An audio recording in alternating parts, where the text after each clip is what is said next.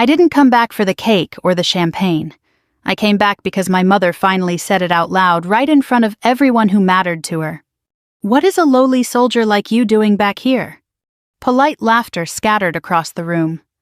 My father stared into his drink like it could hide him. My sister's smile froze under her veil. And her groom went white so fast I thought he might faint. He didn't look at my mother. He looked at me. Like he'd just realized his future was standing in the aisle in a uniform he couldn't afford to misunderstand. Then he shouted, "Shut up, this is—" But you can't understand that moment until you understand what they took first. I was 18 when my parents taught me their favorite lesson in independence was only for the child they didn't want to pay for. It happened at our kitchen table in a split-level house that always smelled like lemon cleaner. I laid out my acceptance letter, the aid package, the tuition bill, neat, hopeful, terrified. I didn't cry. I didn't beg. I just said I need help. I can't cover this semester. My mother didn't even glance at the papers. She kept peeling a clementine like we were discussing groceries. "You'll figure it out," she said. "That's what being an adult is." My father sat at the end of the table with his laptop open, doing what he did best, acting busy, so he didn't have to choose. I looked at him. "Dad." He lifted his eyes for a heartbeat. "Your mom's right," he said, and went back to the screen. No plan, no questions. No, "We'll make it work." Just a clean sentence that made it clear I wasn't a daughter to be supported. I was a cost they didn't want. They called it being independent, like it was a virtue they were gifting me. A week later, my sister Ellie came home crying because her car was embarrassing. She was 16, pretty popular, practiced at getting sympathy without asking for it directly. She talked about homecoming, about photos, about how everyone would see her. By Friday, there was a nicer car in the driveway. Not luxury, just newer, safer. A good deal, my father said, proud of himself. My mother handed Ellie the keys like it was a ceremony. "You deserve the best," my mother told her. I stood in the doorway and watched the hug, the laughter, the gratitude. No one looked at my tuition bill sitting on the counter like a dead thing. That's how it worked in our house. They didn't have to announce a favorite. They showed it in receipts. That summer I tried anyway. I enrolled. I worked weekend shifts at the grocery store, then nights when they'd let me. I ate the cheapest food I could find. I did the math so often the numbers started living in my head. Halfway through the semester, my financial aid got adjusted because of a clerical error, one of those small bureaucratic shifts that can collapse a life if you're already hanging by a thread. I needed a few $1,000s within 2 weeks. So I went back to that kitchen table with the new paperwork. My mother didn't let me finish explaining. "No," she said. "If we help you now, you'll never learn." I said quietly, "You're paying for Ellie." My father finally spoke like he was offering balance. "We can't pay for 2 colleges. "That's funny," I said, "because you didn't pay for mine." My mother's eyes narrowed. "Don't be dramatic," she said. "Ellie's different. College matters for her." For her. My future wasn't an investment, it was an inconvenience. That night in my childhood bedroom, I realized something that made my chest go calm in a way grief never does. They didn't love me the way I'd been trying to earn. They loved me most when I needed nothing. In the morning, I withdrew. Officially, quietly.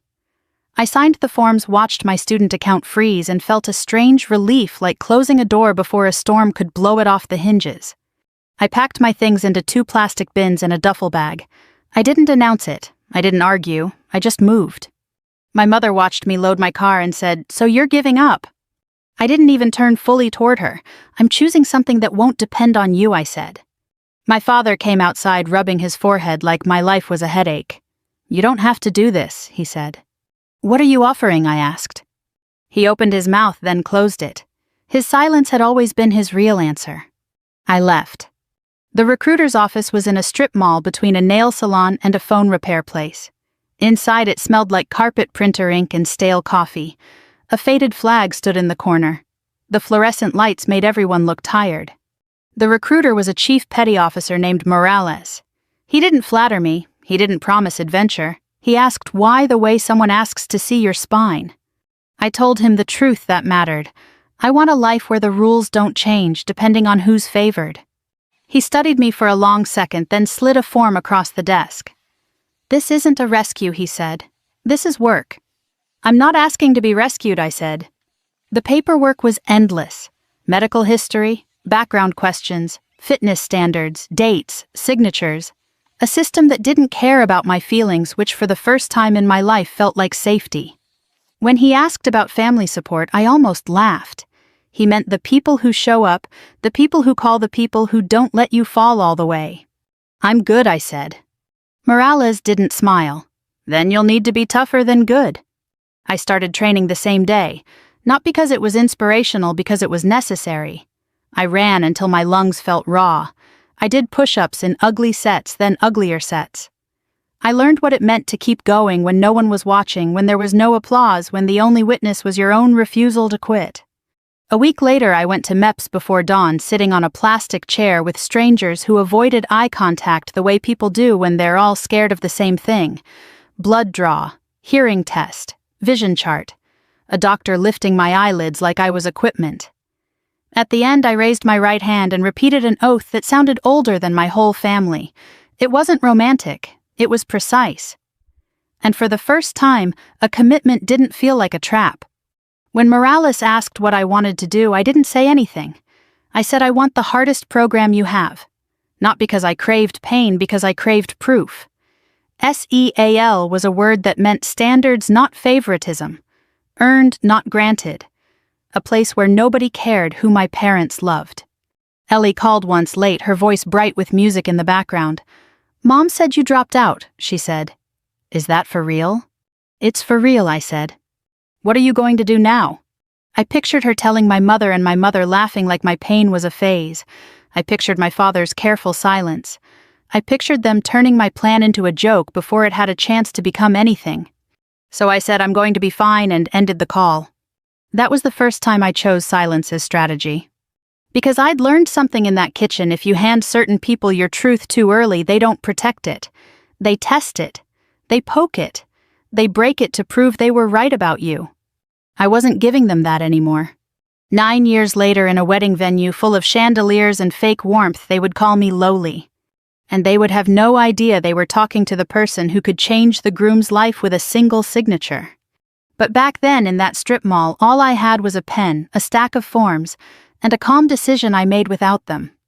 I signed my name anyway. Pain didn't leave when I did. It just changed jobs. At boot camp, nobody cared why I was there. They cared if I was late, if my bunk was tight, if my boots were clean, if my voice was steady when I answered. The rules were blunt. The expectations were visible. It was the opposite of my childhood. That first winter, I learned how exhaustion strips you down to whatever is real. There's a point where your muscles shake, your thoughts blur, and the only thing that keeps you moving is something quieter than motivation. Not pride, not anger, just refusal. People imagine transformation as a cinematic montage. It's not. It's repetition. It's cold mornings and anonymous effort. It's being average until you're not. SEAL pipeline selection didn't care about my family history. It cared about numbers, endurance, composure under stress. Water was its own language. Fatigue was constant. Doubt was everywhere, mostly internal. The instructors were professionals at indifference. If you wanted sympathy, you'd joined the wrong universe. Why are you here? One of them asked during a brutal evolutions week when sleep was rationed like a luxury. Nobody answered out loud. We were too busy trying not to collapse. But I had an answer. Because I needed a world where fairness wasn't a slogan. Because I needed to know that effort actually counted. Because I needed to belong somewhere that didn't measure my worth against my sister's smile. I never said it. You don't narrate your pain there. You carry it like extra weight and hope it doesn't drown you. Years in the edges changed. Training became operations. Chaos became responsibility. The body hardened first. The mind followed slower, more carefully. I learned that competence is quieter than confidence. That fear doesn't vanish, you just stop negotiating with it. And somewhere along the way I developed a reputation I never aimed for: controlled, precise, unreadable under pressure. Stone-faced, one teammate joked. It wasn't stone, it was discipline. Silence, I discovered, unnerves people more than defiance. My parents resurfaced in my life the way they always had, only when they needed something. The first call came 3 years after I left. My mother's voice was sugar-sweet, as if we'd spoken yesterday. "We're so proud of you," she said. I waited. A pause. Then Ellie's tuition went up unexpectedly. There it was. Not how are you, not we miss you. Just the familiar pivot toward Ellie. I can't help, I said evenly. Oh, don't be like that, she replied. We're family. Family. The word sounded almost fictional. My father took the phone. His tone was cautious, diplomatic, exhausted. Anything you can do would mean a lot. To whom I wondered. I'm deployed soon, I lied. Another silence. Then he sighed. Take care of yourself. Translation conversation over. I stared at the dead screen for a long time, feeling nothing dramatic. No rage, no tears, just confirmation. Distance had changed my life. It hadn't changed them. By year 6, my career shifted again. Operational excellence opens doors, but not the ones people glamorize. The real power sits behind desks, inside review boards, within administrative chains most civilians never notice. I was selected for a command staff assignment tied to personnel evaluation and security review work that sounded dull to outsiders and felt surgical to those who understood its reach. Clearances, suitability assessments, career impact decisions. No theatrics, no vendettas, just documentation evidence standards. A single recommendation could accelerate someone's trajectory or freeze it indefinitely. It wasn't authority you flaunted, it was authority you handled like live ammunition. My commanding officer, Captain Harris, was a man who spoke in sentences that wasted nothing. This position, he told me on my first day, is about judgment, not emotion. Yes, sir. You will see things people wish you wouldn't. I understand. He studied my file, then looked at me over his glasses. Your record suggests you do. Ellie re-entered my orbit through social media. A tagged photo, a smiling face I barely recognized. Engagement ring, beach sunset, caption full of exclamation points. I almost scrolled past. Then I saw his name. Daniel Whitaker. Something tightened, not emotionally, professionally. Because I knew that name. Not personally. Officially. Whitaker's file had crossed my desk 2 months earlier. Not as a problem, as a pending review. He was a rising officer candidate attached to a sensitive assignment requiring elevated clearance, strong performance metrics, clean record almost. Except for one unresolved financial anomaly flagged during routine screening. Nothing criminal, nothing dramatic. But in my world, almost clean is a category that demands scrutiny. I pulled the file again. Same Daniel Whitaker. Same birth date. Same man about to marry my sister. For a long minute, I just sat there. Life has a way of staging coincidences that feel like accusations. The wedding invitation arrived a week later. Heavy cardstock, gold lettering. My parents' names printed proudly at the bottom like sponsors of a narrative they'd curated for years. I hadn't spoken to Ellie in nearly a decade. I hadn't set foot in that town since the day I left. I hadn't planned on returning. But now the situation wasn't personal. It was structural. Because I was part of the review chain connected to Daniel Whitaker's clearance. Because professional ethics required neutrality. Because neutrality doesn't mean absence. It means presence without corruption. RSVP'd yes. The venue was exactly what my mother would choose, tasteful, expensive, slightly desperate to impress. Crystal chandeliers, soft jazz, smiling guests performing happiness like choreography. I arrived in dress uniform. Not for intimidation. For accuracy. Reactions rippled instantly. Whispers, glances, curiosity sharpened by discomfort. My mother saw me near the entrance. Her expression didn't flicker with warmth or surprise. Only irritation. Like an old inconvenience had reappeared. Well, she said as I approached, voice thin with forced politeness, you decided to show up. Ellie stood beside her, radiant, nervous, searching my face for something I wasn't offering. You look different, she murmured. So do you, I replied. My father hovered nearby, older, smaller, somehow eyes avoiding mine. Then my mother leaned closer, scanning my uniform with a dismissive curl of her lip. And said it. What is a lowly soldier like you doing back here? Not whispered. Not private. Loud enough. Cruel enough. Familiar enough. The laughter that followed was uneasy, scattered, reflexive. Ellie's smile cracked. My father froze. And across the room, Daniel Whitaker turned pale. Not because of the insult. Because he recognized me. Not as Ellie's estranged sister, but as the officer whose name sat on the review memo connected to his career.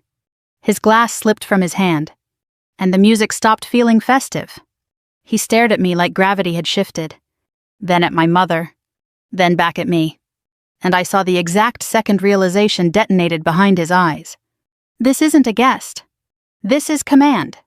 He stood so abruptly his chair scraped the floor. "Shut up," he shouted. The room went silent. Ellie whispered Daniel. But he wasn't looking at her. He was looking at my mother, voice shaking with disbelief and fury. "Do you have any idea who you're talking to?" My mother blinked, offended.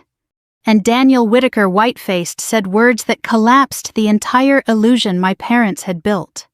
"This is Lieutenant Commander Carter." A beat. "My reviewing officer." Another beat. "The woman who signs off on my clearance." You could feel the air leave the room. My mother's face drained of color. My father's drink trembled in his hand. Ellie stared at me like she was seeing a stranger. And for the first time in my life, my parents looked at me without superiority. Only fear. Because revenge, I'd learned, doesn't always arrive with shouting. Sometimes it walks in wearing medals. I didn't react. That unsettled them more than anything Daniel had said. People expect anger, or triumph, or at least a flicker of satisfaction. They understand noise. They don't understand stillness. Daniel Whitaker stood there breathing hard, jaw tight, the shock still radiating off him. Ellie looked from his face to mine, confusion rising into something closer to dread. My mother recovered first, because humiliation has always triggered her survival instincts. "Oh, please," she scoffed, voice brittle. "Don't be ridiculous." Daniel didn't blink. "I'm not being ridiculous. You're making a scene at your own wedding." "No," he said coldly, "you did." The room remained silent, guests frozen between curiosity and the primal desire not to be near family implosions. My father stepped forward at last. "Daniel," he began carefully, palms raised, peacemaker mode, engaged decades too late. "Let's all just calm down." Daniel turned to him, eyes sharp. "Sir, with respect, this isn't something we calm down." That word respect hung in the air like evidence. Because he wasn't performing politeness. He meant rank. Ellie's voice trembled. "What is happening?" Daniel looked at her, then at me. Conflict tore across his face. Professional recognition colliding with personal catastrophe. "You didn't tell me," Ellie whispered. "I wasn't required to," I replied evenly. My mother's head snapped toward me. "Required," she repeated. "What kind of cold, arrogant—" Daniel cut her off. "Stop." The word cracked like a gunshot. Guests flinched. Ellie stared at him, stunned. My mother looked genuinely shocked, unused to being silenced by someone she considered socially inferior 5 minutes earlier. Daniel's voice dropped, lethal in its restraint. "You will not speak to her like that." My mother laughed nervously, scanning faces for allies.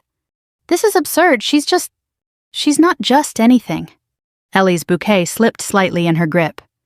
And I watched realization begin its slow, merciless work. I hadn't planned theatrics, but I had planned truth. And truth once triggered moves with its own momentum. "Daniel," I said calmly. He straightened instinctively. Not dramatically. Reflexively. "Yes, ma'am." That did it. A visible ripple of disbelief spread through the room. My mother's mouth parted. My father's eyes widened. Ellie went perfectly still. Because whatever story they'd told themselves about me, whatever narrative of failure, rebellion, insignificance, it shattered in that single exchange. I think I continued, voice measured, "We should step somewhere private." Daniel nodded immediately. "Of course." My mother snapped, "No, whatever this is, it can be said right here." Fear disguised as defiance. I turned my gaze to her, and for the first time she looked away first. We moved to a side lounge off the main hall. Daniel closed the door softly behind us. Ellie remained near the entrance, pale, shaking. My parents hovered together now, a unit formed by crisis rather than love. Daniel spoke first. "I had no idea you were related." "I know." His throat worked. "If I'd known, it wouldn't have changed anything professionally." Ellie's voice broke. "Professionally." Daniel exhaled slowly, then faced her. "Ellie, your sister sits on part of my clearance review chain." Silence. Confusion. Then horror. My mother whispered clearance. My father said nothing, but his expression had shifted into the unmistakable look of a man recalculating reality. "This is insane," my mother said faintly. "You're telling me she can control your career?" Daniel's answer was quiet. "Yes." Ellie staggered back a half step. My mother's voice sharpened, desperate. "Well, then she needs to recuse herself immediately." I met Daniel's eyes. He didn't look hopeful. He looked terrified of the ethical implications. "She already did," he said hoarsely. Ellie blinked. "What?" Daniel swallowed. "When I recognized the name on the invitation list earlier this week, I notified my command." My mother stared. "Earlier this week?" Daniel nodded slowly. "She requested formal separation from my review process." All eyes turned to me. I said nothing. Because dignity doesn't explain itself. Ellie's voice was barely audible. "You knew." "Yes." "And you didn't say anything?" "No." "Why?" I looked at her for a long moment. Because this was the question that actually mattered. Because I said quietly I wasn't here to interfere with your life. Ellie's eyes filled instantly. Not with gratitude. With something heavier. Shame. My mother exploded. "Oh, that's rich. You walk in here, let everyone believe you're some mysterious decorated hero, and now you want to pretend you're being noble." Daniel snapped, "Ma'am." I raised a hand slightly. He fell silent. My mother glared at me. "You think this makes you superior?" "No." "Then what exactly is your point?" I reached into my uniform jacket. My father stiffened. Old fear patterns. Old expectations. But I only withdrew a thin envelope and placed it gently on the table. Daniel's face went tight. Because he understood paperwork. Understood consequences. Ellie stared at the envelope like it was radioactive. My mother crossed her arms. "What is that?" "My student loan history," I said. My father's head jerked. My mother scoffed. "That's ancient history."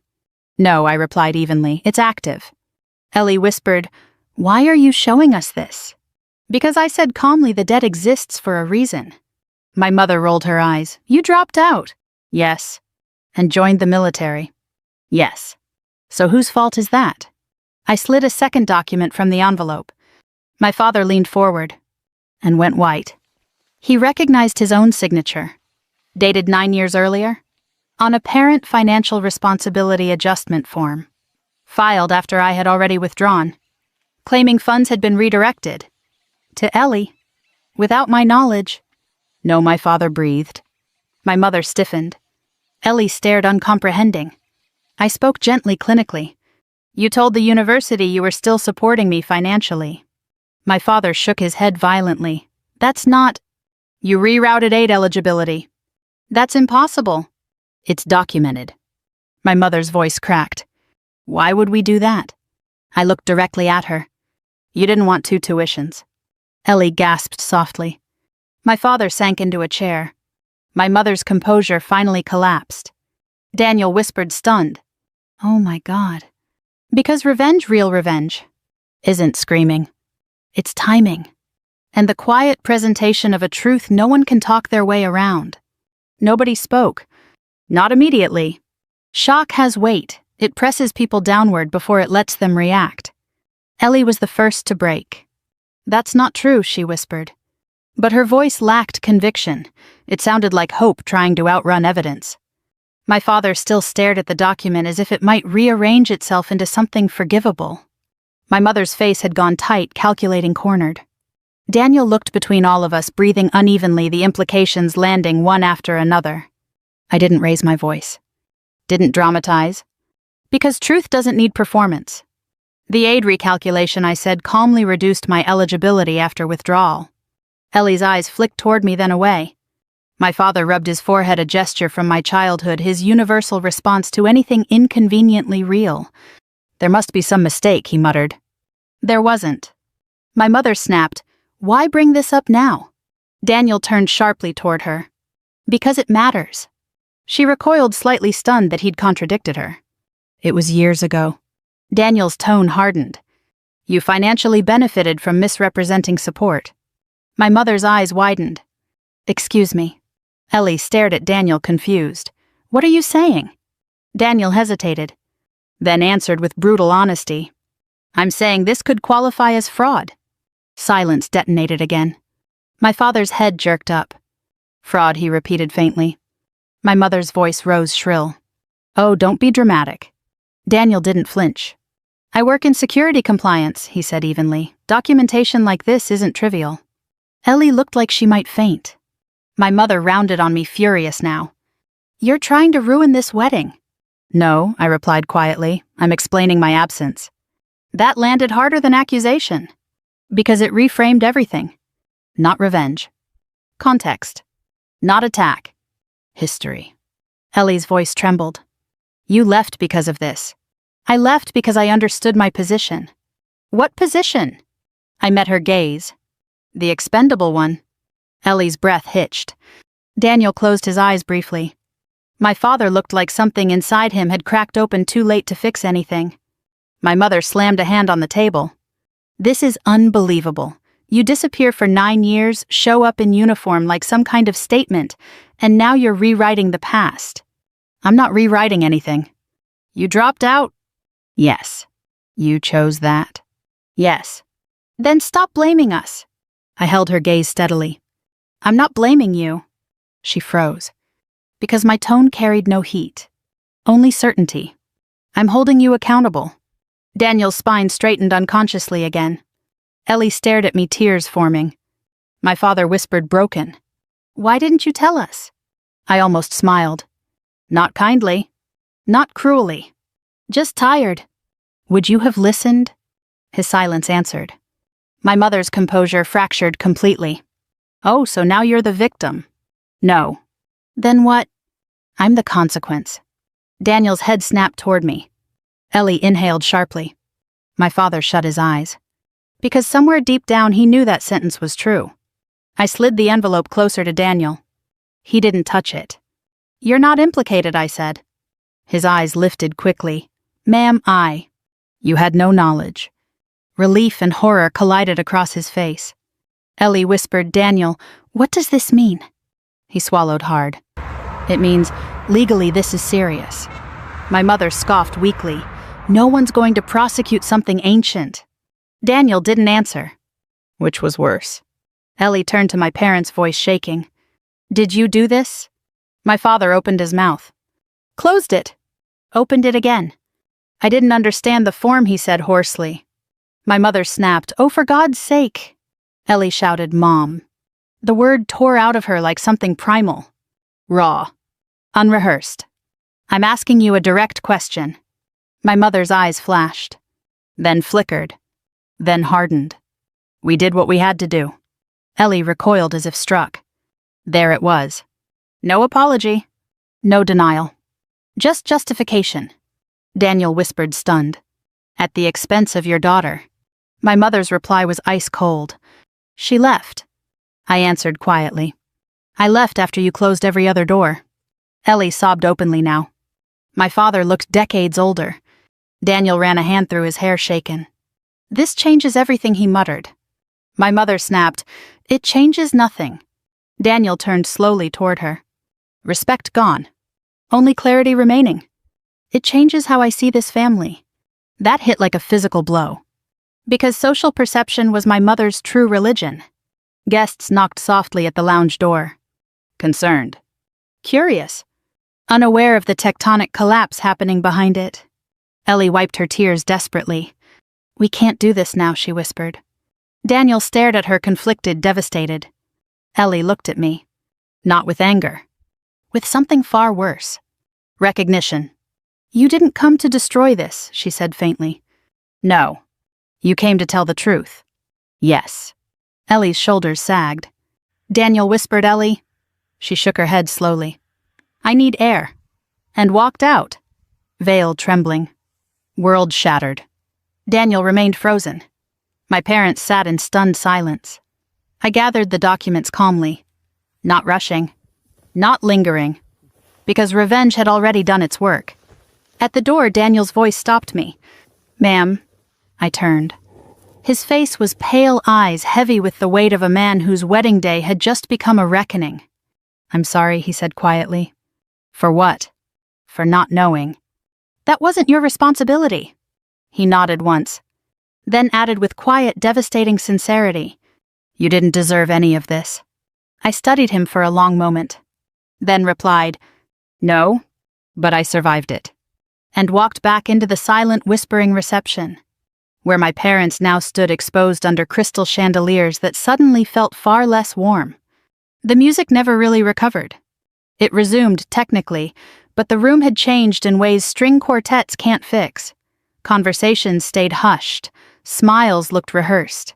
People glanced at my parents the way Americans do when scandal enters a space, politely sideways, careful, fascinated. My mother stood near the bar, rigid, pretending nothing had happened. My father hovered beside her, lost, clutching a drink he hadn't tasted. Ellie was gone. Daniel stood alone near the edge of the dance floor, jacket, unbuttoned expression, hollowed out by reality, arriving all at once. I remained exactly what I had been since walking in. Composed. Because revenge when done properly doesn't require victory poses. Only patience. Ellie found me outside. The winter air was sharp, honest, indifferent. She hugged herself against the cold veil, removed makeup smudged in ways bridal magazines never show. For a long moment she didn't speak. Then, Why didn't you hate me? The question caught me off guard. I did, I answered truthfully. She nodded slowly, absorbing that without flinching. But not forever, I added.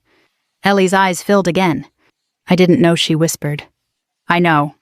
They told me you just quit. I know. Her voice broke. I believed them. I know. Ellie let out a shattered laugh. You always do that. Do what? Answer like you're not trying to hurt anyone. I'm not. She looked at me, really looked. And for the first time since we were children, there was no competition in her eyes, only grief. I spent years thinking you abandoned us, she said quietly. I spent years understanding why I had to leave. Ellie's shoulders trembled. Those aren't the same thing. No, I agreed softly, they're not. Behind us, through tall glass windows, guests drifted like uneasy ghosts inside a celebration that no longer knew what it was celebrating. Ellie wiped her face. Daniel wants to postpone. That's reasonable. She nodded. I don't even know who I am right now. I studied her for a long moment, then answered with a gentleness my mother never offered either of us. You're someone who was loved unfairly. Ellie flinched at the precision of that. And someone who gets to decide what to do with that truth, I continued. She stared at the dark parking lot. Did you come here to punish them? No. Ellie turned sharply. Then why now? Because lies don't stay buried forever. She swallowed hard. And because Daniel deserved transparency before building a life inside something distorted. Ellie nodded slowly. Painful, but undeniable. Inside, Daniel approached my parents. I could see it through the glass. His posture was respectful but distant, now formal, in a way that had nothing to do with rank and everything to do with disillusionment. My mother gestured sharply defensive. Daniel didn't react. My father sagged visibly. Consequences I'd learned arrive first as social gravity, then as legal reality. Weeks later, the investigation began. Not because I initiated it. Because documentation requires follow-up. Universities audit. Records surface. Paper trails speak. My parents hired an attorney. My mother framed it as persecution. My father aged 10 years and 2 months. Ellie moved into Daniel's apartment quietly, wedding indefinitely postponed, relationships strained but intact in that fragile, honest way that sometimes follows shared shock. I met my father alone one afternoon at a diner off the highway. He looked smaller than I remembered. Not physically. Morally. I never meant to hurt you, he said. I believe you. His eyes lifted, surprised. But you did, I finished. He nodded, tears forming.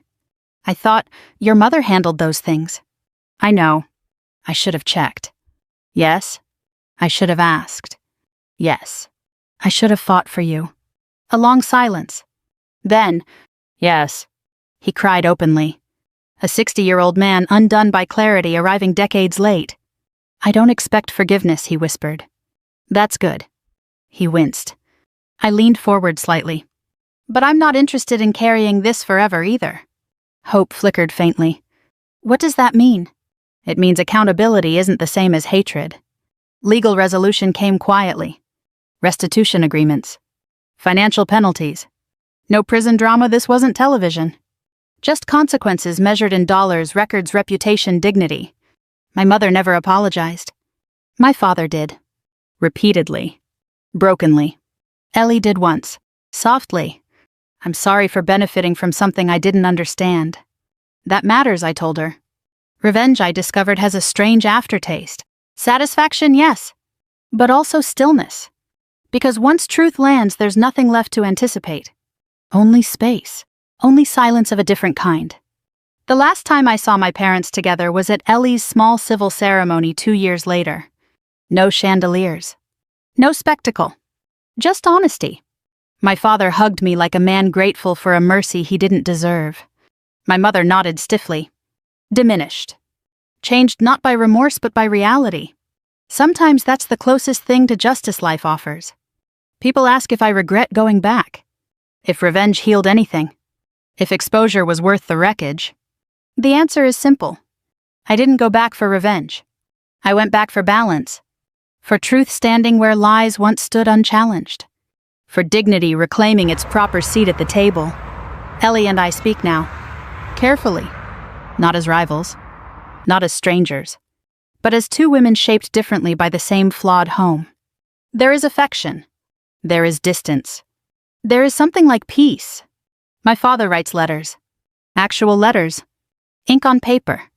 Updates about ordinary things. Weather. Gardening.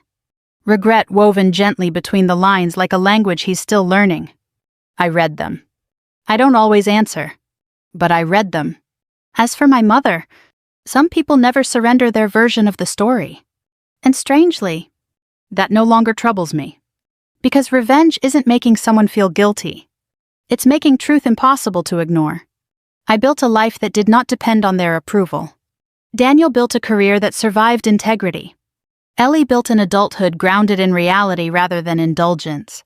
My father built finally the courage to admit what silence cost. My mother built whatever she can live with. And me, I kept the lesson they tried to weaponize. Independence. But I rewrote its meaning. Not abandonment. Not exile. But self-respect without permission. If this story stayed with you, sit with that feeling for a moment. Think about fairness. About the quiet damage of favoritism. About the cost of silence and the power of breaking it at the right time. If you believe stories like this matter, share it with someone who might need it. And if you'd like to hear more journeys of dignity, consequence, and hard-earned peace, stay with us.